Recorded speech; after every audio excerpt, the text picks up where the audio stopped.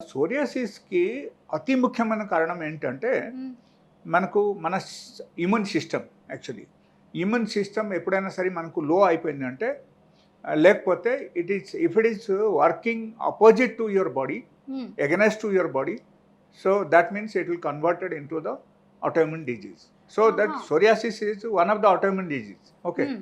So next to the eczema. Okay so మనం eczema చూడాలి ఎగ్జిమాలు కూడా ఎట్లా ఉంటుందంటే నార్మల్గా types of eczemas are there okay కొన్ని టైప్స్ ఉంటాయి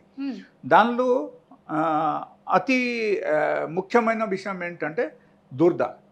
బాగా దురద వస్తాయి దురద చేసి వాళ్ళ ఎక్దమ్ గీకేసి అక్కడ బ్లడ్ వచ్చేస్తుంది లేకపోతే అక్కడ బ్లాక్గా మారిపోతుంది స్కిన్స్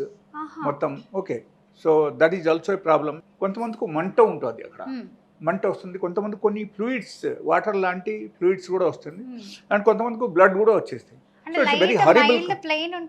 పెయిన్ కొంచెం ఉంటుంది మైల్డ్ గా ఇంకా దురద ఎక్కువ అయిపోతుంది దురద ఎక్కువ వస్తే మంట కొంతమందికి ఎక్కువ ఉంటుంది so there are types different types of eczemas